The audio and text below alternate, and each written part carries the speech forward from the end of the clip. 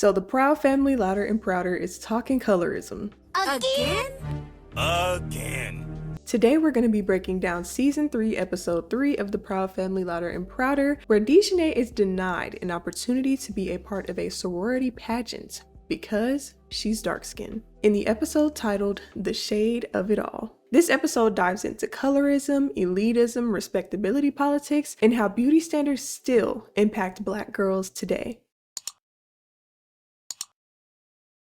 What's good, guys? It's Alissa. If you're new here, hello. First things first, I know I gotta get the formalities out of the way. You can follow me on TikTok, Instagram, Blue Sky. All that information is in my description box down below. I also have a second channel where I will be posting more lifestyle stuff on every once in a blue moon. And I also have a Sims channel where I put my VODs from Twitch on there. I also stream on Twitch. I have a Barbie Legacy Challenge going on. And I also started a Sims 4 Love Island. My Sims 4 Bachelor series is wrapping up, so make sure you guys head over there if you're interested in Sims content. And of course, I always want to thank my patrons over on Patreon for the continued support. You guys got early access to not only this video but future videos down the line, and periodically I do host polls to allow you guys to pick what topic we will be talking about, and I will definitely be getting into more personal lifestyle content over there, like behind the scenes stuff. I'm going through a moving process right now. All of that should be wrapped up by September, so expect so much more from me, I promise. But anyway, let's get into it. The episode starts with Dijonay coming to Penny's house asking if she could swim in her pool, but decides to also stay for dinner. Is it okay if I do a couple of laps in your pool? Hey mama, can Dijonay go swimming and stay for dinner? It's in this moment that Trudy introduces the girls, Penny and Dijonay, to her sorority sister. I want you to meet my sorority sister, Miss Rosalie Davenport. Rosalie has one request from Penny, and that's to give her a little twirl. That's because Rosalie is there to inquire about Penny interviewing for the sorority's beauty pageant.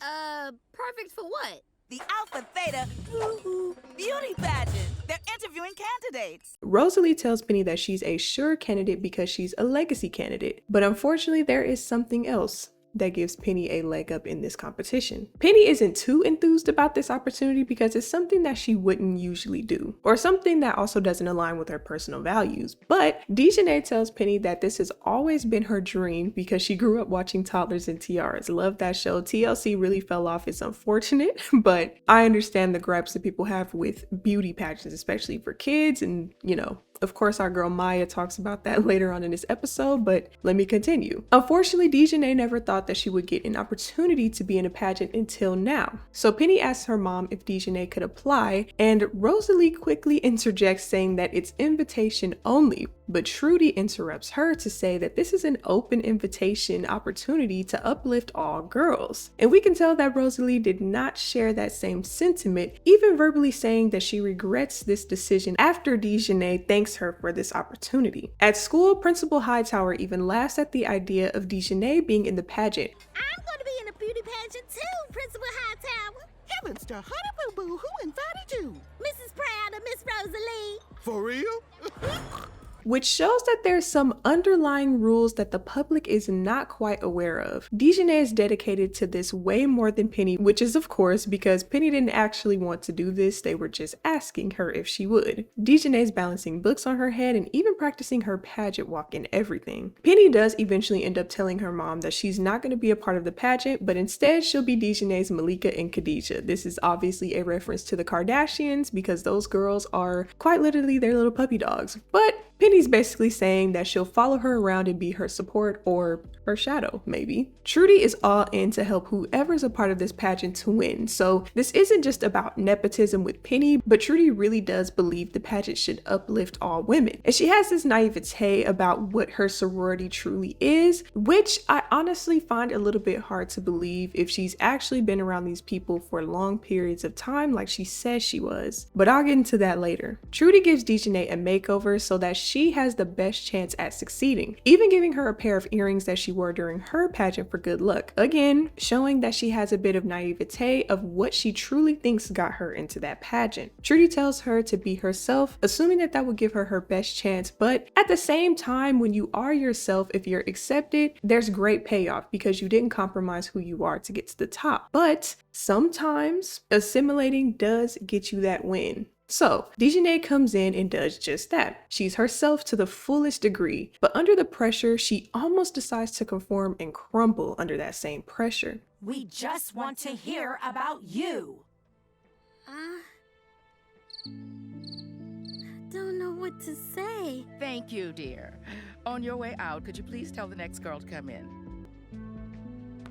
Dijonay is a big personality and sometimes believes that her personality is the only thing that's going to get her into the door. Like, if I shuck and jive a little bit, people will ignore the fact that I have real problems and real issues and a real person underneath all of this grandiose exterior. But they just want to hear about her. They want to hear who she is. So sitting in this, I forgot to say, is actually Rosalie and two other girls sitting beside her, which are twins, which are all also light-skinned women, judging Dijonay, who's a dark-skinned girl. Rosalie's quick to write her off while the twins want to actually give her a chance. I'm a social media advocate and I'm on the debate team.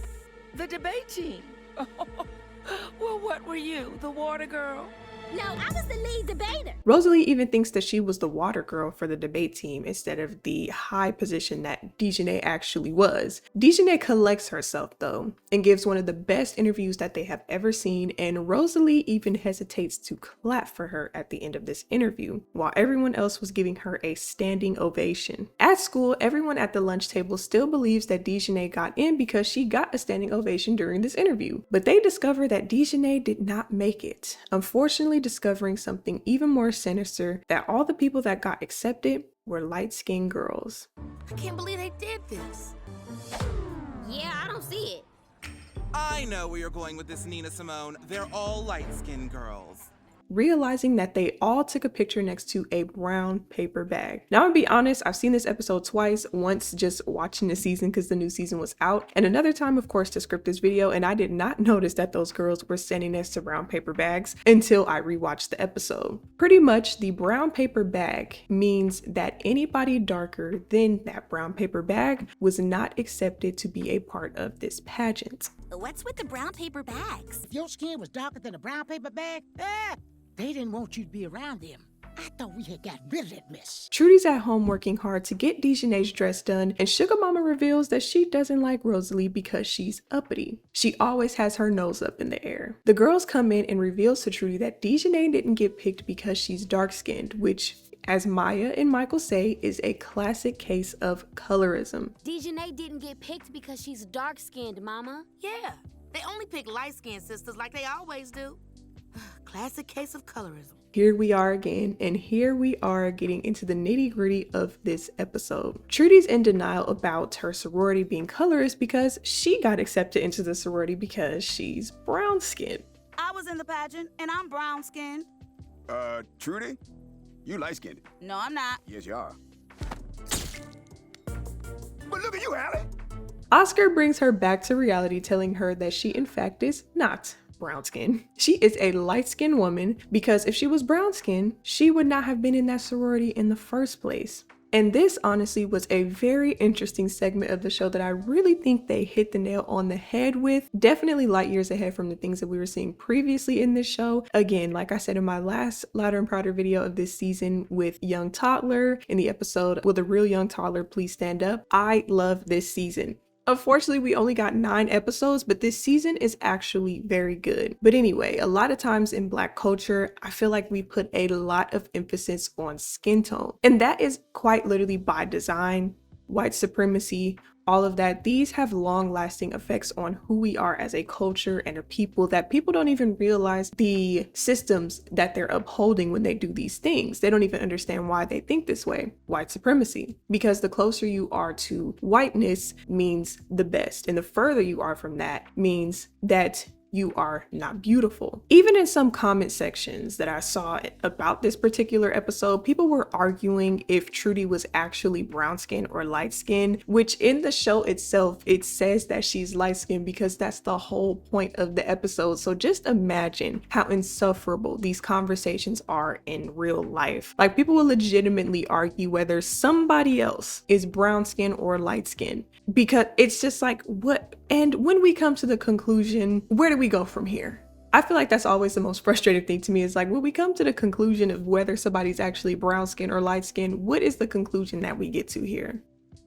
So, No, I'm saying what now? Honestly, in Trudy's case, I think that with a lot of pro-black light-skinned people, they have this denial about their skin tone because of the stigmas that come with being a lighter complexion. Like if you're a man, you're seen as soft. But in Trudy's case, being too feminine to be taken seriously, so they try to distance themselves as much as they can. But to the world, people with eyes can see that they are not brown skinned. Maybe in the summertime. But any other time, no ma'am.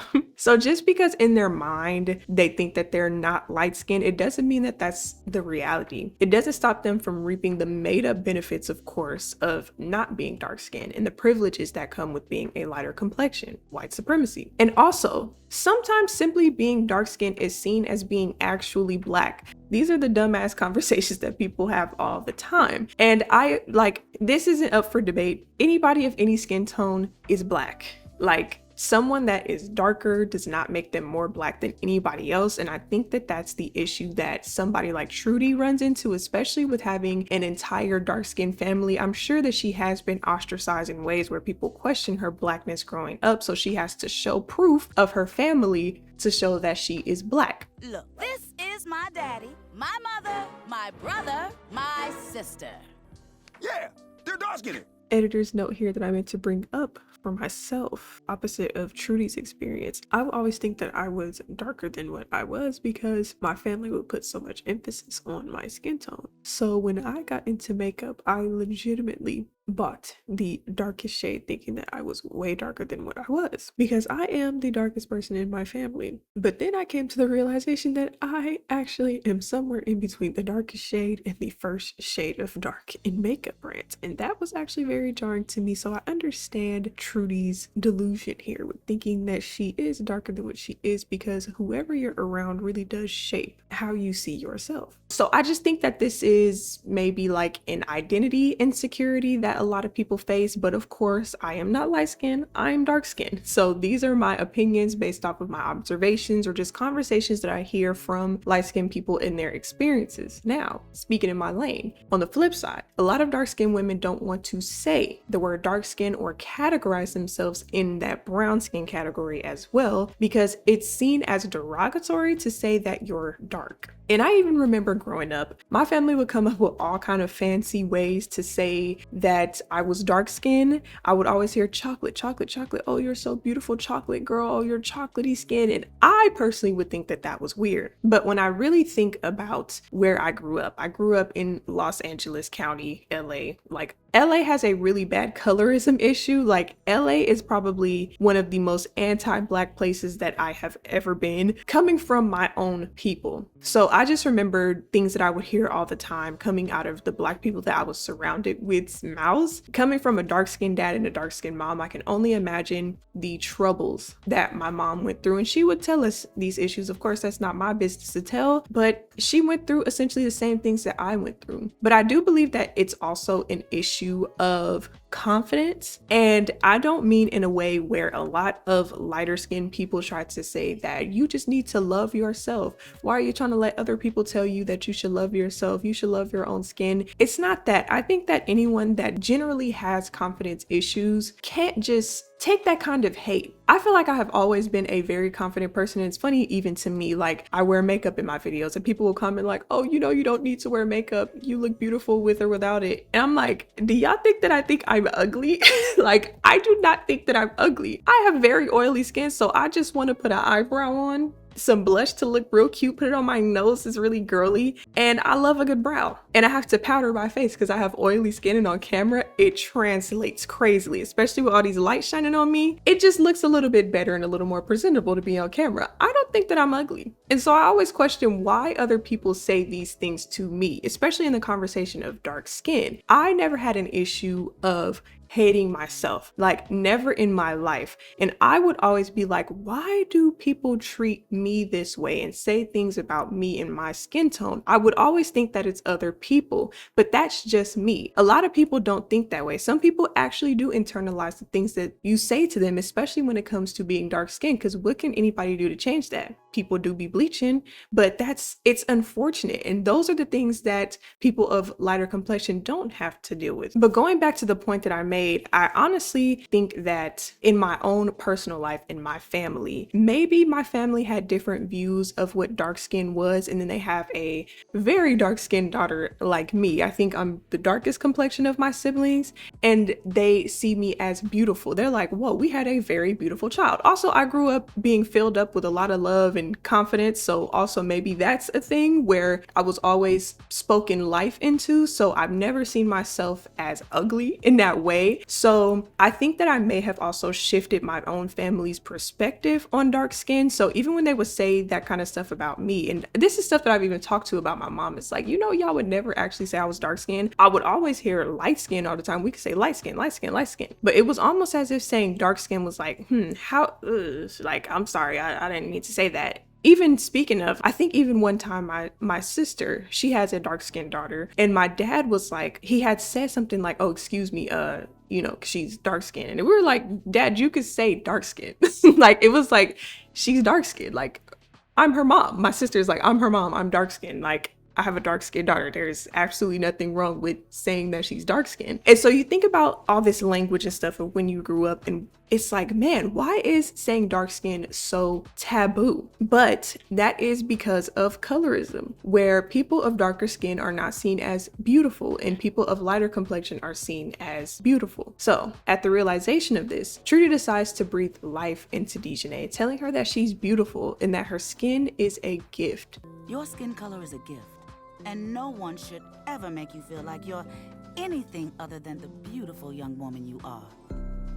And Trudy even finds out that she had to do the brown paper bag test herself in her interview to be accepted. I was just looking at your interview picture the other day. Oh, I thought that was a Basquiat. That part killed me. But Trudy decides to retaliate against Rosalie about these outdated rules and regulations. And Rosalie confesses out of her mouth that she had Dijonay do the brown paper bag test. And her reasoning is that that's the way things have always been done. So why change it? And this is why I don't believe that Trudy was genuinely naive about these standards in her sorority. I think that she just didn't want to believe, same way as she didn't want to believe that herself was light skinned and that she thought she was brown skinned. Because Rosalie says this kind of stuff out loud. In that interview with Dijonay, she was like, oh, what were you, the water girl? Just blatantly, out loud. No issue. She thought she could say that and just get away with it. And also nobody was checking her as well. So I don't believe that Trudy just was oblivious to all of this, because it's like, if you're around Rosalie for even 5 seconds, she's gonna say something crazy, I guarantee. And also, I'm not gonna be speaking too much about the functions of sororities, but I would say outside looking in, I do hear about how these unfortunate colorized systems were and still are upheld in these spaces, but that would take someone directly involved in that culture to expand on, not me. I was never in a sorority, anything like that, so that is not my lane. And Rosalie even calls Dijonay cute for a dark-skinned girl, which completely pisses Trudy off. Look, Trudy, Dijonay is cute for a brown-skinned girl. But what? Nothing. That's it. The trope of being cute for a dark-skinned girl is honestly just people's way of saying that you're pretty, but your skin tone is what makes you ugly. Now, I don't know if someone has ever actually said this to me, but I hear this all the time. I see it all the time, and it does make my blood boil, just like it made Trudy's blood boil, because genuinely, I think that even a lot of times, and it's like, because a lot of people, I say all the time, jealousy is not something that I put on people, because you need proof and you need to explain why somebody is jealous. We just got off the heels of Love Island with people saying that Shelly and Alandria were jealous of Huda, and they wouldn't ever explain why those girls would be jealous of Huda, because to explain would be just pure anti-blackness and racism. Why y'all think that Shelly and Alandria would be jealous of Huda when she has nothing to be jealous of? I think that a lot of times light-skinned people think that they are pretty just because of their skin tone, which is actually, saying this out loud, the complete opposite of somebody being pretty for being a dark-skinned girl, where for light-skinned people, the skin tone is put over the actual looks. And of course, beauty standards and all of this is a completely made up constructed system. So all of this stuff is like grain of salt, but this is reality. This is genuinely reality. So after Rosalie says this, Trudy dumps a chocolate cake on the top of her head, telling her that she doesn't pass that brown paper bag test, and Rosalie literally starts boiling. Like the worst thing she could have done was be dark skinned. After this incident, the Prouds decide to put together their own beauty pageant to invite all the girls so that they could feel included, and they call it the brown paper bag pageant. And they even invite the boys, to which Oscar has a visceral reaction to, but even they get him in line, saying that everyone should be included since that's the whole point of this episode, of course. We can have a pageant of our own, invite girls of all shades and sizes. Boys too. Boys too? No, that's a terrible idea. No, that's exactly what's needed. Honestly, I just don't understand why the pageant was called the brown paper bag pageant. Like, I understand reclaiming the name, reclaiming the term, we just gonna call it the brown paper bag pageant, but I just feel like they could have came up with a better name. I feel like it's the Juneteenth episode all over again, where they just named the town Emilyville, where it's like, I understand it's reclaiming the name, but it's like the names could have just been a little bit better, and I just be feeling like it's too on the nose, where it's like they sit in the writer's room and they're like, let's just call it Emilyville. Let's just call it the brown paper bag pageant. It's like, let's put a little more thought into it. Not saying that they haven't, because this was a great episode and it's a great show, but it'd be the naming of stuff that I'd be like, bruh. Like, it'd be so on the nose. But anyway, this act of rebellion causes the sororities pageant to flop. Girls, where have you two been? And where is everybody? Snack Clan. They're having a pageant, you know. Because everyone decides to go to the brown paper bag pageant after finding out the reality of their ways. And even the poor girls that were involved in this pageant's parents decide not to show up. After the twins call out Rosalie, she kicks everybody out and they all decide to just go to the brown paper bag pageant. But you can't be in this pageant unless you're darker than this brown paper bag. We get it. Yeah, we don't blame you. And if you're lighter than this paper bag, you're in too. Cause we accept everyone in this pageant. And Rosalie is one of those people that we would call uppity blacks. I don't think I've ever actually used that term in my personal life, but I hear it all the time, which is just black people that are in the deepest depths of elitism and anti-blackness. They constantly call her bougie, saying that she has very archaic views, and they wouldn't be wrong, because Rosalie herself tells Wizard Kelly, of all people, that she won't pay him for the venue at the Wisdom until he learns how to speak proper English. I'll pay you when you learn to speak proper English, which I suspect will never happen. Even though Wizard Kelly is one of the most successful figures in the show, she still finds a way to be anti-black about the way he speaks AAVE, saying that he should speak proper English.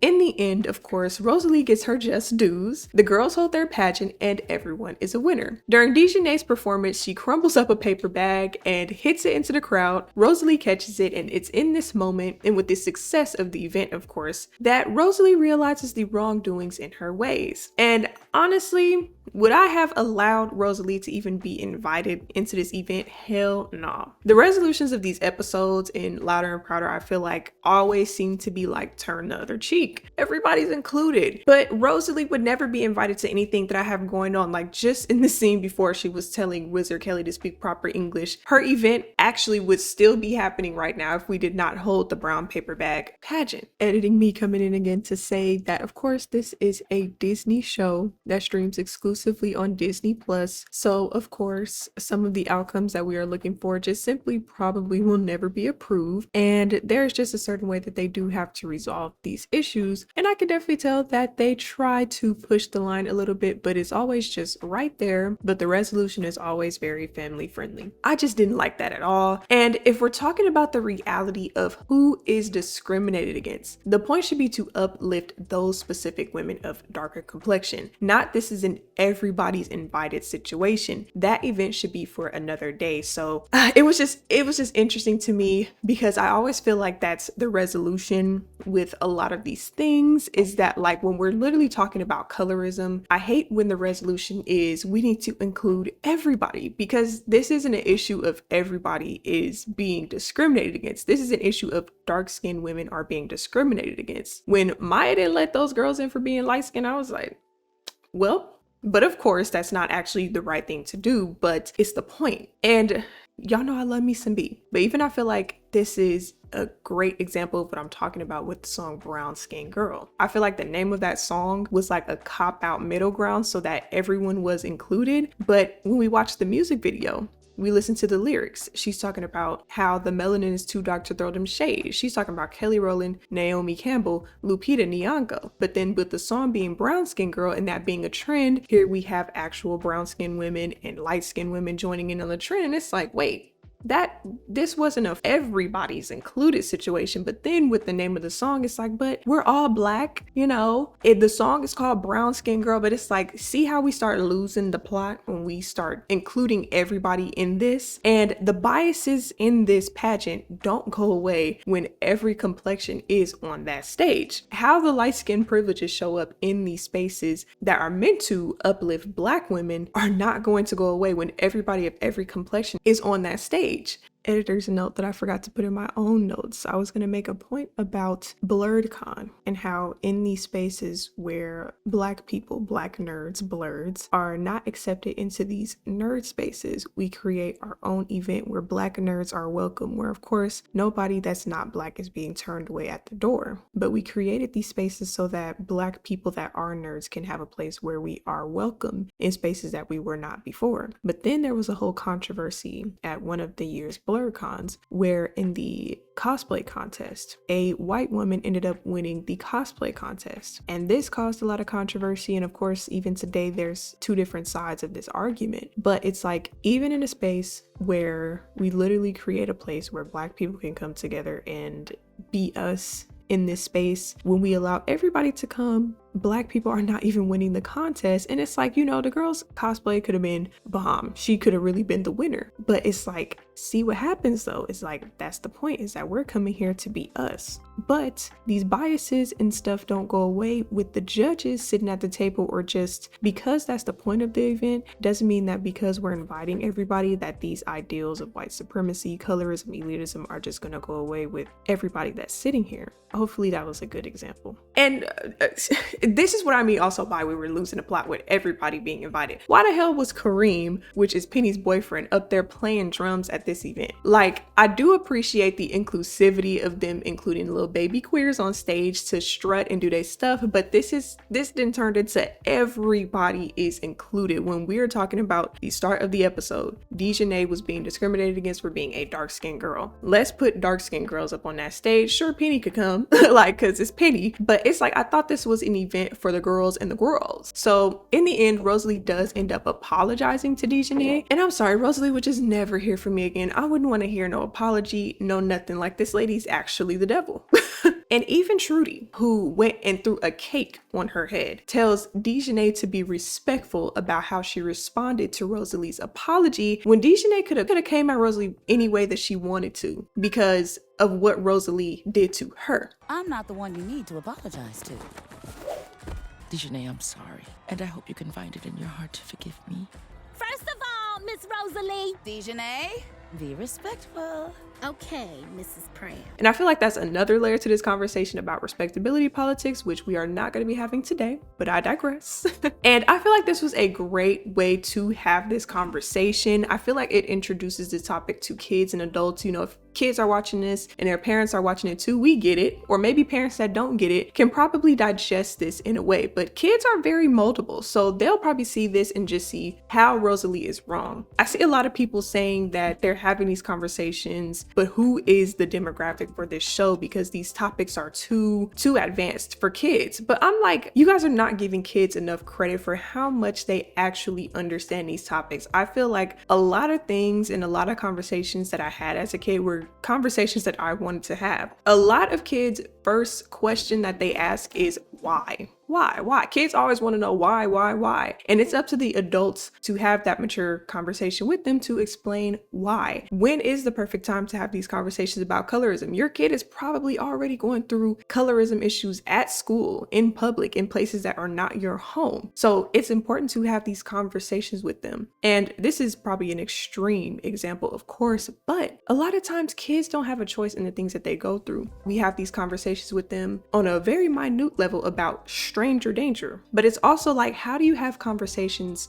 with your kids about the dangers of strangers that are predators, but also predators that are not strangers? How do we go about telling our kids what to do and not to do? Signs of, if somebody's doing this, that's wrong. If somebody's doing that, that's wrong. You have to have those conversations with your kids, or they will just have nothing. You don't got to get into the details and the nitty-gritty of these situations, but the conversations need to be had, just like with this topic of colorism. But anyway, how do you guys think the show handled the topic of colorism and respectability politics? And really, would y'all have given Rosalie another chance? Because I know we got a lot of Rosalies in our lives, and me personally, she would never see from me, hear from me again. I don't care if you are reformed and you've learned your ways, like absolutely not. You would not be hearing from me again. But I hope you all enjoyed this video. If you would like to keep up with me outside of YouTube, you can follow me on TikTok, Instagram. All that information is in the description box down below. And if you made it to the end, please be sure to give this video a big thumbs up if you're liking what you're seeing so far, and make sure you subscribe to the channel if you would like to stick around, and make sure you hit the notification bell to stay up to date with posts and uploads from me. But for now, I hope you guys have a great rest of your week, and I will see you guys in the next one.